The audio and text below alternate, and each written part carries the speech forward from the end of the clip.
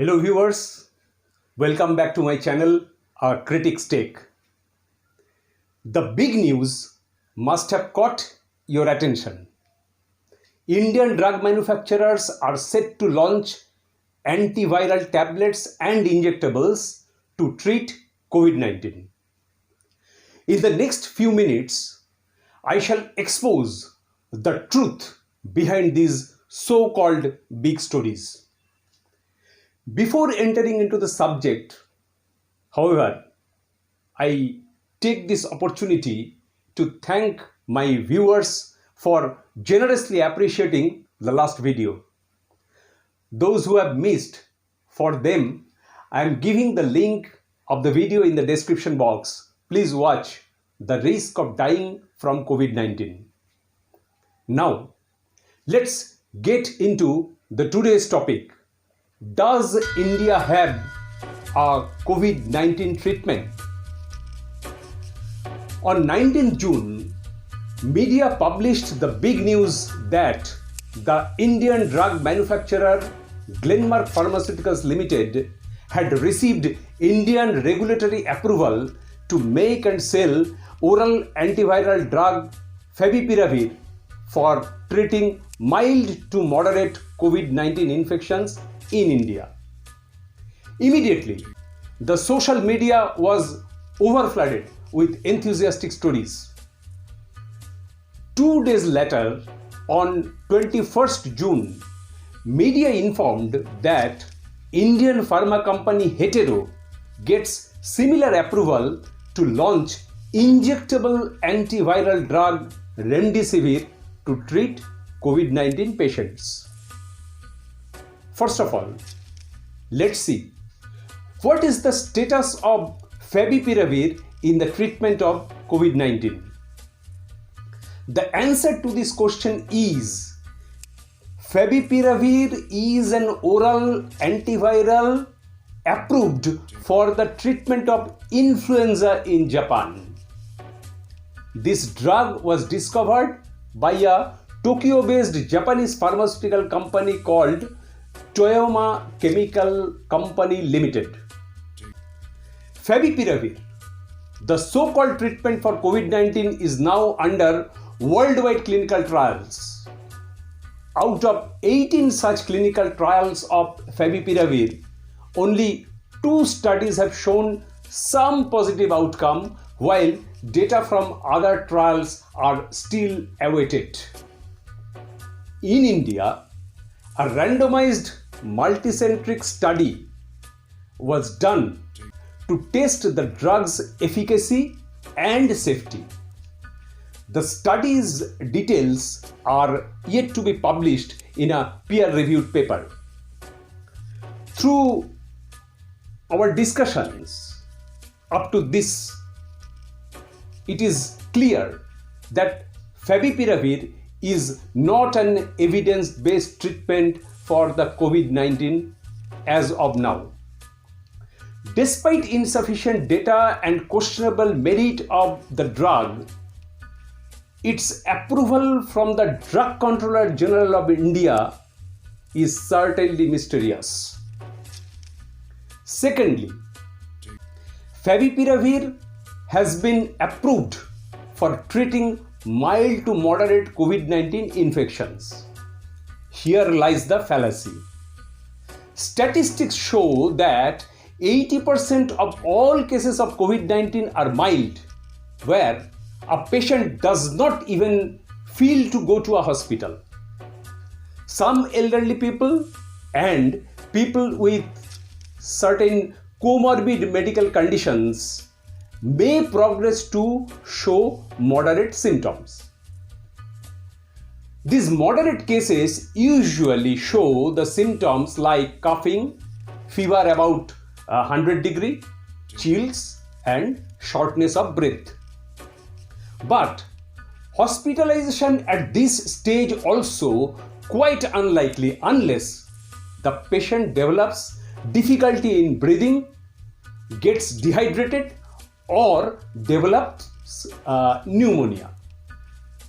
If 80% of the COVID-19 cases are mild to moderate and patients are not even visiting hospitals, then what is the use of favipiravir?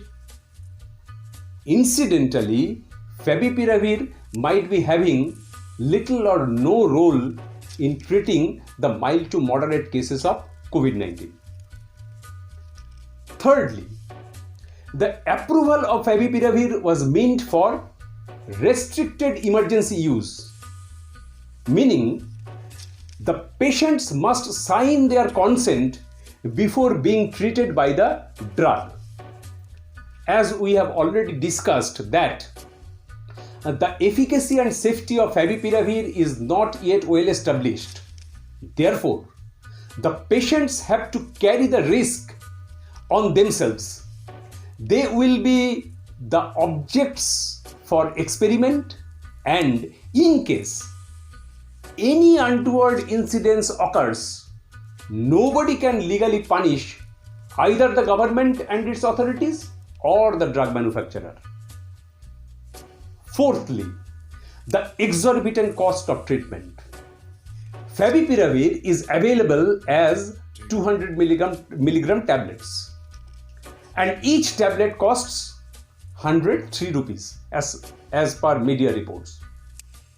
The suggested dosage is 1800 milligram, 1800 milligram twice daily for the first day, followed by 800 milligram twice daily up to 14 days. So, in the first day, a patient would require to consume 18 tablets and the cost would be around 1854 rupees. For the next 13 days, each day the patient has to spend around 824 rupees per day. Thus, the total cost of favipiravir therapy would be around 12,566 rupees, and such spending in fact has a little or no value. And what is the expected volume of the company's business? As per the media report, the company is in a position to provide the medicine for 82,500 patients in the first month itself. This will fetch a business of over 100 crore only in the first month. What a buoyant market! And the approval has come at a time when cases in India are spiraling like never before. Interestingly, the Drug Controller General of India, DCGI, the regulatory body which has given the approval of favipiravir in the treatment of COVID-19, had approved two different drugs. One is favipiravir and the second one is umifenovir for clinical trials at the Council of Scientific and Industrial Research, or CSIR.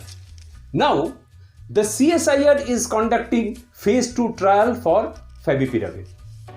Therefore, the question is, how the regulatory authority of the government of India can approve selling of any drug when the government itself is conducting trials to test the efficacy of the same drug, and the DCGI's approval was also based on questionable evidences. Viewers, favipiravir is perhaps a tall claim for the COVID-19 treatment. Most likely, DCGI is also perplexed about its efficacy, and hence, 2 days after allowing Glenmark Pharmaceuticals to sell favipiravir, on 21st June, the same DCGI has approved an injectable antiviral drug, remdesivir, to treat COVID-19 patients. Ironically, remdesivir is not approved anywhere globally for any use.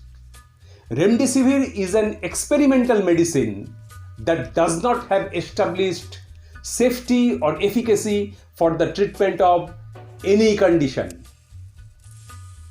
In laboratory test, remdesivir found to be effective against a range of viruses including hepatitis, Ebola, and other human coronaviruses like SARS and MERS. But the drug remdesivir was shelved by its manufacturer Gilead Sciences because it was found to be less effective than other therapies in Ebola patients.